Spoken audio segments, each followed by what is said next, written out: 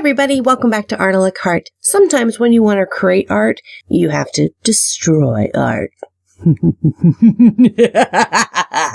Just kidding, not that scary. But in all reality, I'm going to go ahead and create a new piece of artwork by using prints of previous artwork. I'm going to make a 3D art piece using my Queen prints.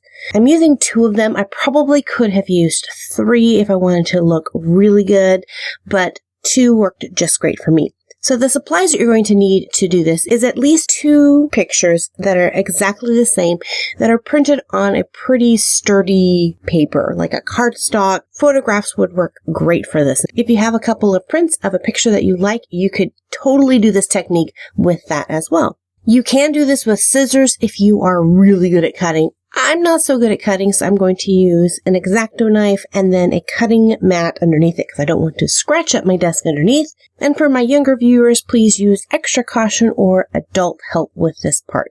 The other supply you're going to need, which I'll talk a little bit more later in this video, is some sort of spacer. And again, I'll talk about that when we get to that part of the video. So the first thing you're going to do is plan your picture out.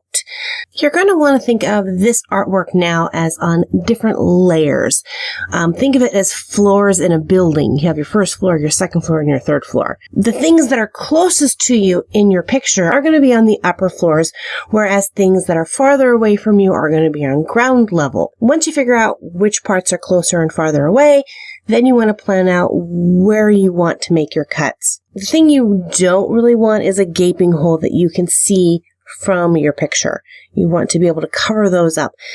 You'll see at the end of this, if I turn the picture a little bit, you're going to see a little bit of the background behind her, which is where I could have used another print behind it to block that in. I'm just going to mat it on a dark piece of paper. I think it'll take care of it. So for this fairy, I'm going to have 3 floors. I'm going to have the background level, which is basically just the blue circle and flowers behind her. Then on the second level, I'm going to have the wings, which are the farthest back on my fairy. And then I also decided to put on one side of her sleeve, put that on the second floor. The fairy minus her wings and one of her sleeves is going to be on the third floor. And then at the last minute, I decided that I would make her hand that's holding the little dragon pendant be on the top floor. So I went ahead and cut out her hand and the little dragon pendant, which was a pain to cut out. So make sure to take your time with the cutting process. This is not where you want to make a mistake and cut off her finger, or worse yet, your finger. Don't start sticking things together until you have all the pieces cut out.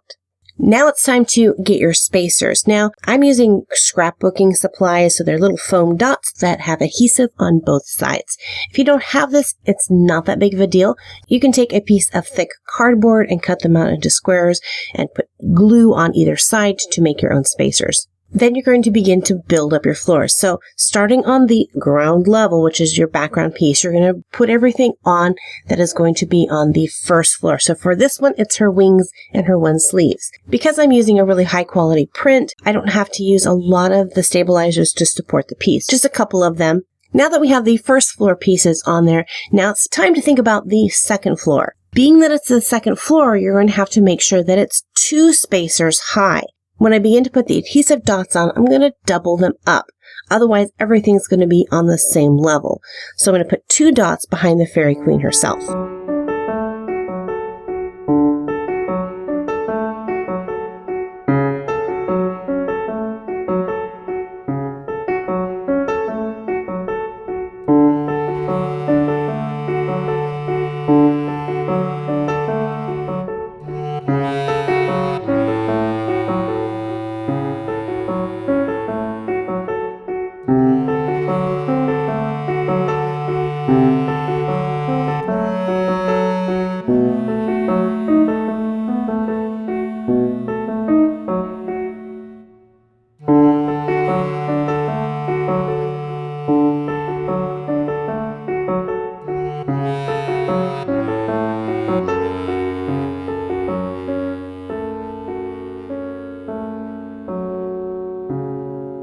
Once I have her securely placed, then it's time to add in the last floor, which is going to be 3 spacers high. But because this piece can be stuck right over top of the second floor, I don't have to put 3 spacers high. I can just put 1 spacer because it's going to be resting on top of the already second floor. Hopefully that makes sense. And voila, we have our finished piece.